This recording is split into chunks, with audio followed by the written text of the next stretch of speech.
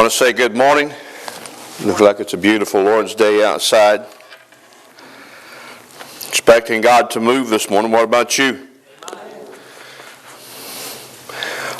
I read in the Word of God, He said, where two or three are gathered together in my name, I will be in the midst. So what does that mean this morning? It means He's here. I know I graduated from Gilbert High School in West Virginia, but I can count farther than that. And there's more than two or three here this morning, so God's among us. And I believe if we'll honor Him with the lips, praise of our lips, He'll honor us with more of His presence through His Holy Spirit this morning. Joshua chapter 3. Joshua chapter 3. I do want to thank everybody that helped or donated or whatever, anything to do with Valentine's dinner last night. All the decorations are still up. We just cleaned up the mess. They want to leave it till Wednesday to have a little Valentine party, I guess, for the children. We also, because of the low turnout, we have enough food to feed us this morning. So after church today, we're going to take a few minutes to heat up what's left downstairs. And we had the pork loins. We did 3 different pork loins. One had with barbecue sauce on them. One we had just a little seasoning, just to flavor a little bit. And then Brother Mitch smoked one and rubbed it down with KC Masterpiece. Is that what that was, right? Barbecue. And they all had wonderful flavor. Of course, the one that I put a little seasoning on, I also stuck a bunch of butter on it. Seems like butter always gives something good flavor, doesn't it?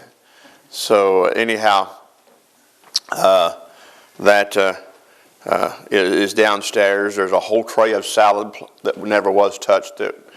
There's almost a whole bowl of mashed potatoes. There's green beans and corn. I mean, it really looked like we didn't eat, other than the rolls dropped down quite a bit. There's still quite a few rolls that wasn't open, right, Gary? So please, it's a free meal. And I know everybody likes free things, all right? So let's go downstairs and take care of that it not go to waste. All right? All right. Joshua chapter 3. Joshua rose early in the morning and removed from Siddim and came unto Jordan, he and all the children of Israel, and lodged there before they passed over. And it came to pass that after 3 days that the officers went through the host, they commanded the people, saying, when you see the ark of the covenant of the Lord your God, and the priest, the Levites, bearing it, then ye shall remove from your place and go after it. So Joshua gets up, and the children of Israel, remember the commandment was, get ready, for in 3 days we're going to move. So 3 days later, they get up, and they're ready to move into the promised land. What do you take out of these first 3 verses? Well, if there was one thing that you had to pick out of that, what would it be? Be prepared. Be prepared. To go. To go where? Wherever God sends you. Pass over. God's keeping His promise. Actually, the promised land. Let me read this verse that I really want to. And they commanded the people, saying, when you see the ark of the covenant of the Lord your God, and the priests, the Levites, bearing it, then ye shall remove from your place and go after it. In other words, we are to follow God. That's really what I take out of verse 3. Now, the other verses, guys, everybody had great points, but we are not to get ahead of God. We are to follow after God. Remember, here's the thing, is that Jesus doesn't know the way. He is the way. Right? I am the way, the truth, and the life. Besides me, there is none other. He is the way, and we're to follow Him. That's why we are called Christians. To be a Christian is to be Christ-like.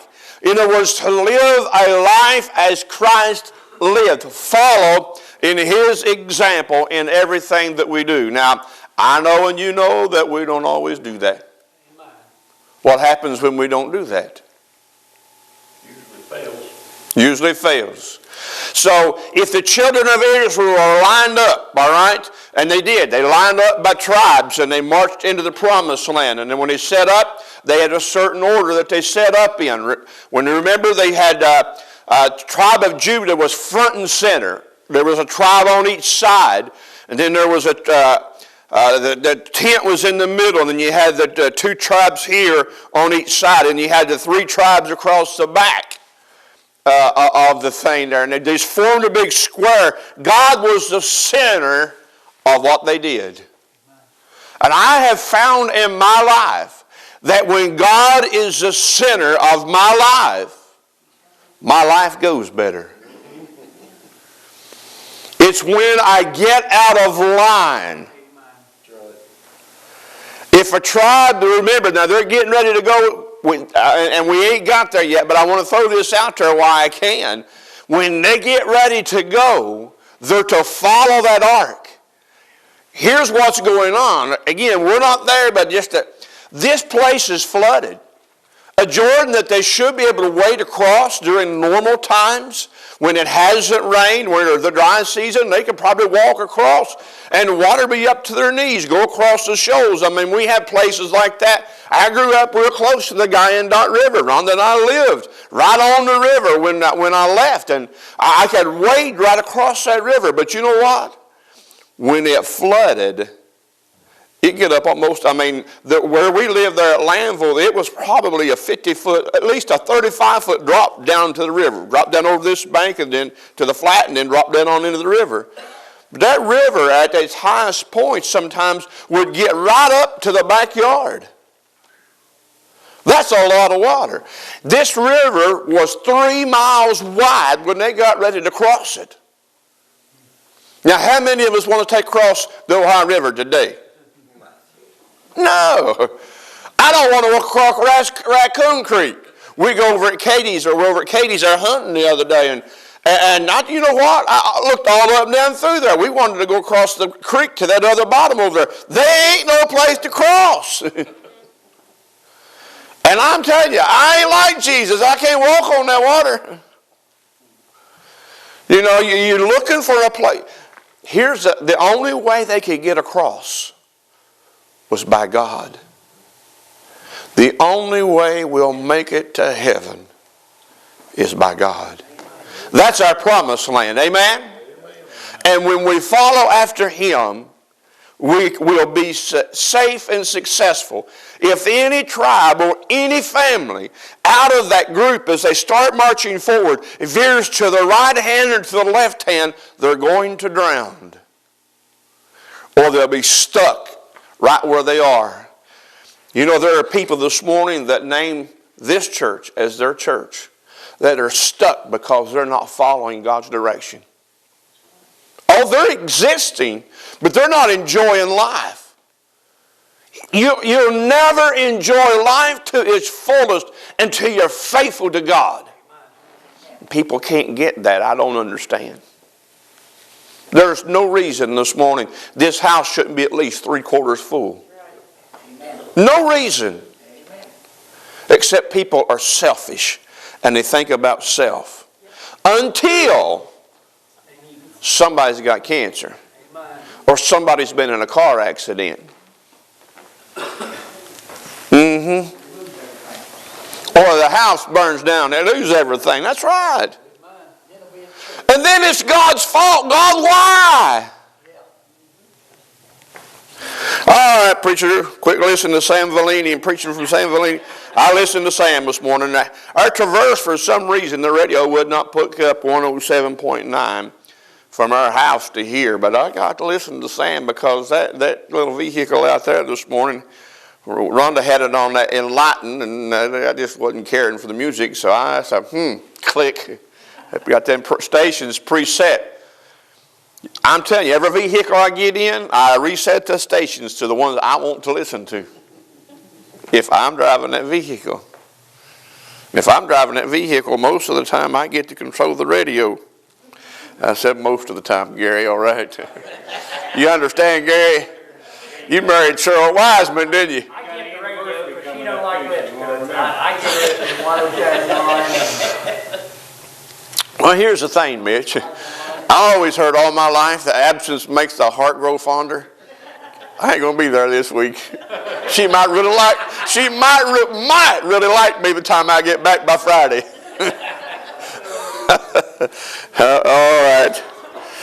Yet there shall be a space between you and it about 2,000 cubits by measure. Come not near unto it, that you may know that what way you must go, for you have not passed this way heretofore or before. You've not done this, you've not been there. Why keep a space? This is about half a mile, a little over half a mile, approximately 3,000 feet. Why would God want to keep half a mile space between them and that ark?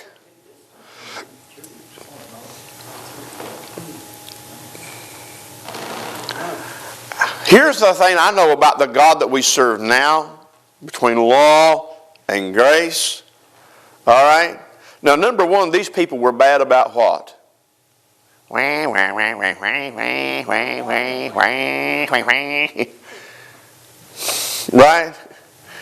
God's maybe saying, let me get far enough ahead of you, I won't hear you. And I know God would have heard. I just, in my mind, I'm thinking, But also, it gives you something to aim for. Especially maybe them in the back. I know Jordan is a plain, but remember the whole plain's flooded. So they're coming from somewhere I can't help but believe is a higher elevation where it's not flooded. So that gives them the space to see where they're going ahead of time. Why did Jesus go to the cross ahead of us? That we can see where our destiny is. To die daily. Crucify the old man daily. So there's space, they don't know where they're going. Again, something to get their eye on, to focus on, a goal to set to. Now, listen, here's the thing. God's told them this, but He's also going to pick out 12 guys to pick up 12 stones. But when them priests get to the water, guess what? They stand still. When the priest, their feet hit the water, the priest stands still. And all the nation of Israel comes before them and marches across. And then when everybody's across, again, I know we're not there in the lesson yet, but I'm just trying to paint this picture that when we read it, you're going to know, you're going to have it, see it facing, or see it in your mind as we're reading it. So they're standing there and the whole camp marches by them. These guys come, they pick up the 12 stones, and then the priests walk up out of the river where the flood should be, and the waters come back. So what does that tell me? Here's another thing that could be why God wanted the space. Because God wanted to go ahead of them to clear the road. And God stood there between them and what would have stopped them from going into the promised land. God stood between them and that until they got in. And when they got in, God allowed what was going to stop them to prevent them from returning. Think about that. How many times have you felt like giving up? Anybody beside me? Why even bother? I mean, nobody listens to your sermons, you know what I mean? You go right on. There were days we have pity parties for ourselves, and that's all that is. Nobody listens, nobody cares. If I don't come to church, nobody's going to miss me. They won't, huh? Woe is me. Woe is me, yeah. We get in those places, And then if we miss a service and maybe nobody calls and we're like, see, I told you, nobody cared that you. Here's the thing. I know everybody's going to miss once in a while. You miss too? I'm wondering where in the world you're at. Well, honestly, I'm wondering where you're at on the first one. What's wrong? Are you sick? The more you miss, the easier it gets to miss too. The more you miss, the easier you get. That's like if you're a weightlifter, you know how many days a week you need to lift weights? 7 days a week. If you're a runner, you know how many days a week you need to run? Because if the moment that you stop doing whatever it is that you're doing to get to wherever you think you want to go, the moment that you stop, you've lost. We watched the movie, what was it? Overcomer last night. Not Friday night. And we will have a movie night soon and let everybody watch it. It's a good movie. Good movie. And in this girl, she's running a race. She's got a thing in her ear, and I kind of spoiled it just a little bit. But just to tell you, but in this, he's encouraging her at every point of the race. All right, you've passed the 2-mile mark. You've passed the 1-mile mark. Take a breath. You know, the girl in front of you, pick up your pace and get around her and get back into your pace. And that's the way we are in life. And it's not that we're competing against one another. But I don't know about you. I want to win. I want to make it. And the only way I can do that is keep pressing.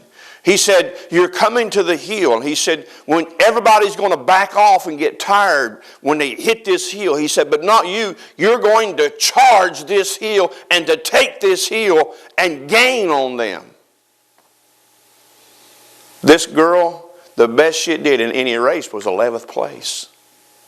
Her first race, 34th. But because people kept encouraging her. So what does that tell me that my job is to do? To encourage. What's your job? Encourage. When they started, let me just hush. All right? Get back to your Sunday school lesson and quit talking about the movie because everybody can go spoil it for everybody. Right, I admit they know it. It's good. But anyhow, you will enjoy this movie. And the only thing I'll say, we better have some Kleenexes downstairs because you're going to get blessed. It's not tears of sorrow. It's tears of joy.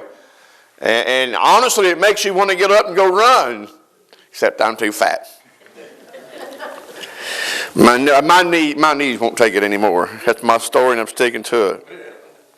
Joshua said unto the people, sanctify yourselves, for tomorrow the Lord will do wonders among you. And Joshua spake unto the priests, saying, take up the ark of the covenant and pass over before the people. That they took up the ark of the covenant and went before the people. And the Lord said unto Joshua, this day will I begin to magnify thee in the sight of all Israel, that they may know that as I was with Moses, so will I be with thee. So God tells Joshua here, he said, today I'm going to prove to you exactly what I said. I'm going to let these people know, as I was with Joshua. He's not only proven it to Joshua, but he's proven it to the people, that Joshua is God's man. Joshua is God's chosen leader. Joshua didn't choose to do this. Remember, he's Moses' servant. I don't know, maybe he might have been bought as a slave. We're not told that. I realize he's a Hebrew, all right, but how he got to be a servant or his minister, which means servant, I don't know. All I know that he was. He wasn't his servant on the backside of the desert. Moses was all alone, right? So what does a servant do? What does a minister do? Help someone else serve. So God called Moses into a job and gave him a servant, a minister, to help him serve. You know, you're called into a job. And God gave us ministers. We all have a ministry. Mine is to preach the Word, to teach the Word. That's mine. What's yours? Amen, brother. We all got a calling on our life. We're all stewards over something.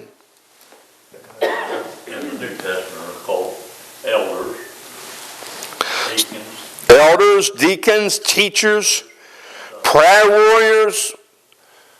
There's a gift out there that's not mentioned a lot called the gift of helps.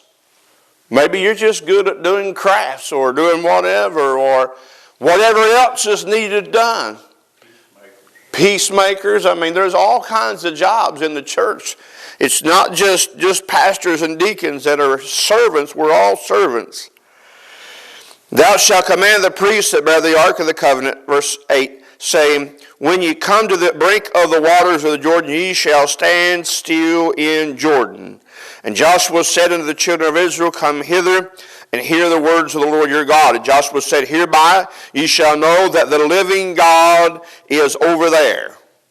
What's that next three words, Gary? Is. What's the word is mean? He's there. He's there. That is always positive toward whatever it's speaking to. Is among you. It anchors, if you will have that.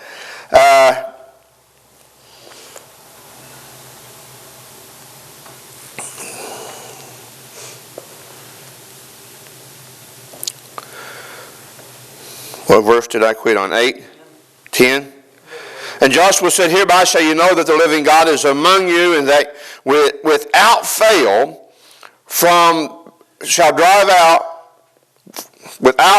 drive out from among you the Canaanites, the Hittites, the Hivites, the Perizzites, the Gershonites, the Amorites, and the Jebusites. Behold, the ark of the covenant of the Lord of all the earth passes over before you into Jordan.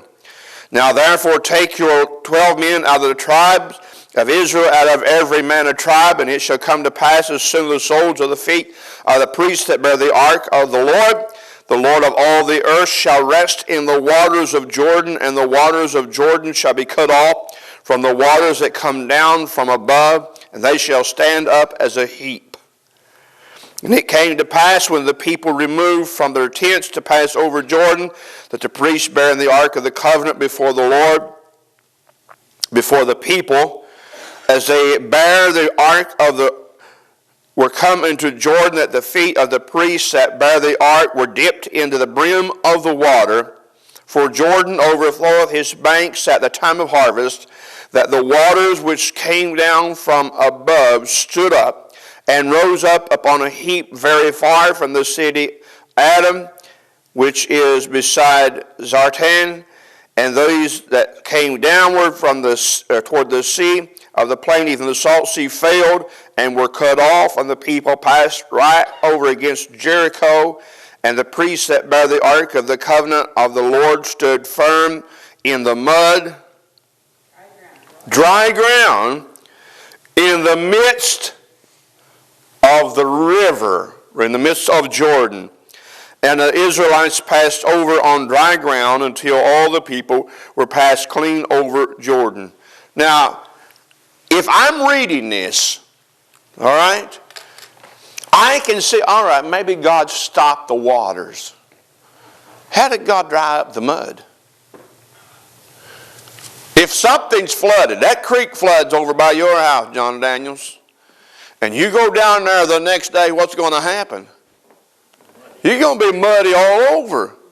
The wind will dry. No, where was the wind at? I can't find any scripture there that tells me there was wind to dry the mud up. Now, around here, when these creeks, in later September and October, when it hasn't rained and those creeks begin to drop down and come back in, and the ground around there kind of dries out a little bit because now there's no water in it. And you maybe hadn't been on it for a few days. But we're talking about ground that is flooded, saturated. Because if it's flooded, that means to me it's been raining. It don't flood without rain, does it? So we find a flood here because it's been raining. And everything around here should be muddy and sloppy, but it's dry. Why would God want them not to go through the mud? How many's ever stepped on mud and slid? Slipped and fell. As the old saying, hit like a beef cow. Right, Johnny? Oh, God, that hurt. And you get up, I mean, when I was working for Rumpke, I jumped up a little bank about 2 foot high, and it had been raining that morning, and grabbed a hold of that garbage can and come back down like this. And guess what fell on top of me? That trash can. That was not only muddy from all the way up my backside, now I had trash on me, Gary, that I had to pick up. You know, it amazes me. Some people have these big, nice, fancy trash cans that they pay for every month and can't afford to buy trash bags. They just pour their trash in their can. I'm like, nasty, nasty, nasty. That's exactly right. Anyhow, God doesn't want us to slip and fall. He wants us to stand firm. To stand firm. You hear me? Not to slide this way or that way. Remember, if it's bad, nobody wants to go through it. But if God's got a clear path, it's easy to follow God when God's got a clear path. But let's say God's standing on the other side of Jordan and says, you come to me. And it is muddy. And it is flooded. What are you going to do? You better be trying to get across there and get to him if he tells you to do it. If he tells you, how are you going to get there? He'll make a way. He'll make the way. That's what I wanted. It's not up to you and I to decide on how God wants to get something done. Because I'm telling you today, I've been a Christian for 43 years and the Holy Spirit has never led me wrong. Now, Jamie Fortner's got all in himself sometimes and stepped out on faith instead of seeking God. We're apt to do that, right? Yeah. Lord, I got this figured out. God, I got this. And next thing you know, boy, we done made a mess out of it. We done made a mess out of it. So, not only in everything are do we give thanks, in everything we're to seek God's direction. If it be a job change. If it be buying a new automobile. Now, I realize there are certain things God gives us control over, like what do you want to cook? Right? But, you know, everything we should pray. You shouldn't ask God, do I need to go to church today? We don't need to pray about that, right? You shouldn't ask God, do I need to read my Bible today? There are certain things that are given. You know, there are certain things, it's like taking a bath and brushing your teeth and taking your medicines, and you take your, right? That we don't need to.